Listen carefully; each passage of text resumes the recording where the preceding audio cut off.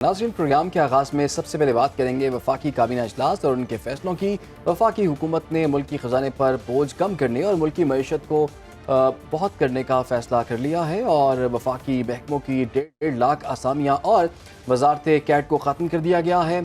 वजारत कश्मीर उमूर और गिलगित बल्तिस्तान और सैफरान को ज़म कर दिया गया है। खिदमात से मुतालिक असामियों को आउटसोर्स कर दिया गया है और वफाकी वज़ीर ख़जाना मोहम्मद औरंगज़ेब ने आज प्रेस कॉन्फ्रेंस भी की और कहा कि जून तक राइट साइजिंग का अमल मुकम्मल कर लिया जाए। वज़ीर ख़जाना ने तमाम हुकूमती महकमों के मालियाती मामलात की निगरानी करने का भी इंदिया दे दिया है। पहले मरहले में 6 वजारतों और उनके ज़ेली इदारों पर काम हुआ, उनके दायरे 80 से कम होकर 40 कर दिए गए। दूसरे मरहले में 25 जबकि तीसरे और आखिरी मरहले में 5 मजीद वजारतों का जायजा लिया जाएगा। वफाकी वज़ीर ख़जाना मोहम्मद औरंगज़ेब ने मजीद क्या कहा, पहले वो देखें। बनता है 1.5 लाख। 6 मिनिस्ट्रीज उठाई, उसमें Kashmir affairs plus GB saffron, IT and telecom, industries and production, national health services regulations and coordination. तो इसमें जो 60 एंटिटीज थी उस पे हम ऑलरेडी डिसीजन ले चुके हैं कि 25 को वाइंड अप किया जाएगा और 20 को रिड्यूस किया जाएगा, 9 को मर्ज शिफ्ट किया जाएगा। और उसके अलावा अब अगली 5 मिनिस्ट्रीज जो हैं वो हमने ऑलरेडी नोटिफाई कर दी हैं, विच इज़ वेव 3।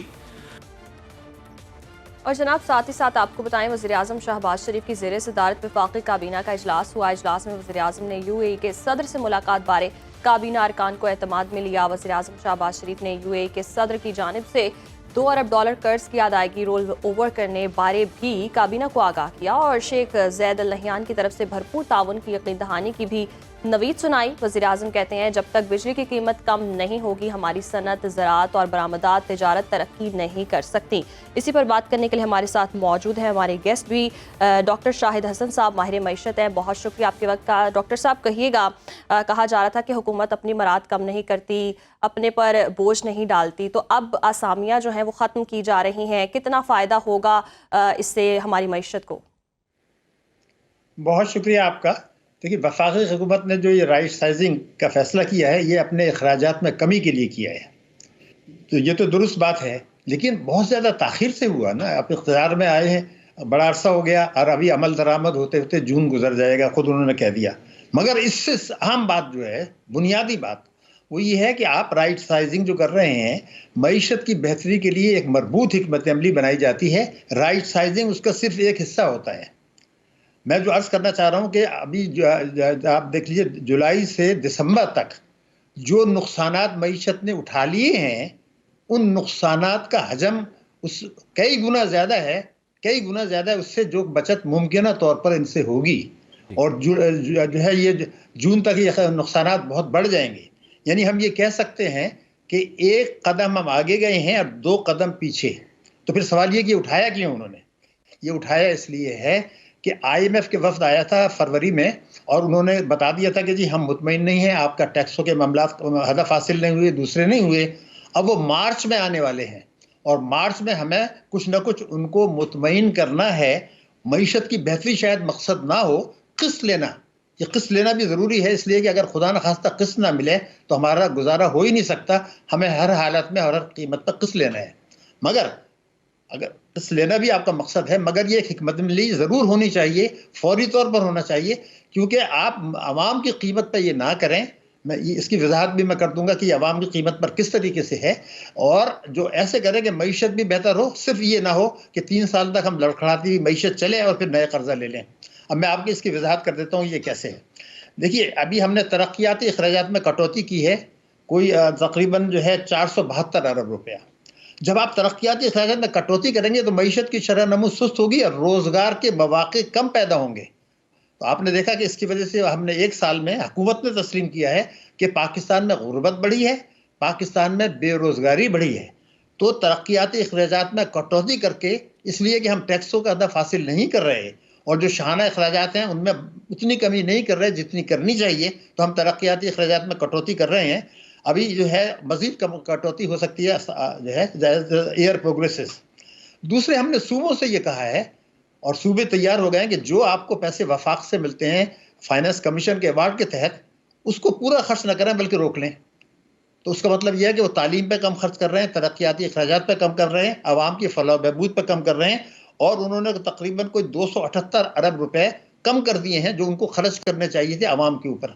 उससे भी आपका बजट खसारा कम हुआ और अखराजात पर कंट्रोल, ये नुकसान हुआ हमारा। इसी की वजह से मैंने कहा कि गुर्बत भी बढ़ी है, कोई 41% हो गई है हमारे उसमें, यानी तकरीबन 11 करोड़ लोग गरीब हो गए हैं, और 7% हमारा जो है अनएम्प्लॉयमेंट हो गया, जो जनूबी एशिया में हमारा सबसे ज्यादा है। ये अच्छी सूरत हाल नहीं है। अच्छा अच्छा दूसरी बात डॉक्टर साहब ये बताइएगा, कथा कलामी की माजरत, ये बताइएगा जैसे कि वफाकी हुकूमत का जो अपना खर्चा है वो 900 मिलियन है, तो अब जैसे कि अब 1.5 लाख आसामियाँ जो है वो बिल्कुल ख़त्म ही कर दी गई हैं, तो आने वाले बजट में अगर जून तक इसको अचीव करना है हमने, आने वाले बजट में इसका कुछ रिफ्लेक्शन इसमें इसकी मिलेगी हमें उसमें? नहीं, देखिए बात ये थी कि ये वो आसानियां हैं जो आपने अभी अपॉइंट नहीं किया था, करने का इरादा था, वो आपने उनको अपॉइंट नहीं किया था, वो खाली थी, यानी काला नहीं जा रहा है इसमें, बल्कि ये था कि नई आसामियां नहीं होंगी। तो अगला बजट जब आएगा तो उसमें तो मसले बहुत दूसरे होंगे। वो ये होंगे, IMF के जो मुतालबात आपके सामने आने वाले हैं उसमें कई हजार अरब रुपए का फर्क हमारे ऊपर पड़ने वाला है, कि वो कहेंगे जी आप अपने बढ़ाएं टैक्सों की हदाफ, और वो भी किस तरह से बढ़ाए जाते हैं आपको भी पता है कि पेट्रोल के नर्ख बढ़ाते हैं, बिजली के नर्ख बढ़ाते हैं, गैस के नर्ख बढ़ाते हैं, जनरल सेल्स टैक्स बढ़ाते हैं। ये बात मैं क्यों कह रहा हूं, मैं आपको बिल्कुल वजाहत कर दूं, आपका बड़ा अहम सवाल है और आपका डायरेक्ट ताल्लुक मेरे उसी जवाब से है। जी। हमारे शहबाज शरीफ साहब वज़ीर आज़म पाकिस्तान, उन्होंने ये तस्लीम किया है अभी कुछ माह पहले कि FBR जो है, FBR वो जो पाकिस्तान में टैक्सों की इस्तेदाद है जो उसको वसूल करना चाहिए, उससे वज़ीर आज़म साहब कहते हैं 15,000 अरब रुपया कम वसूल कर रहा है। अब बहसीत कौम पाकिस्तान का मैं भी एक फर्द हूँ, मैंने इसीलिए शुरू में आपसे कहा कि भाई जो नुकसानात हो रहे हैं वो तो बहुत ज्यादा हैं, ये फूल पत्तियों में जा रहे हैं, ये भी जाएं, मगर मुझे जब तक मैंने कहा था एक मजबूत हिकमत अमली ना हो, मतलब ये था कि अगर ये 15,000 अरब रुपए का एक बड़ा हिस्सा वसूल कर लें, टैक्स नहीं दे रहे हैं, अगर वो वसूल कर लें तो हम पेट्रोलियम लेवी भी कम कर सकते हैं, शायद नई आसामियां भी हमें नहीं कम करनी पड़ती, और हम बिजली के नर्ख भी कम कर सकते थे, हम तालीम का बजट बढ़ा सकते थे, हम सेहत का बजट बढ़ा सकते थे। ये संगीन मसला क्यों है?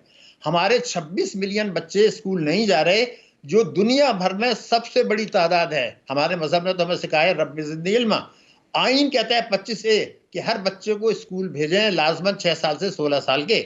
हम 26 मिलियन नहीं भेज रहे। अब ये जो भी प्रोग्राम लेकर आ रहे हैं उसमें तालीम का बजट और कम हो रहा है, तो ये तो 2075 तक भी नहीं जाएंगे।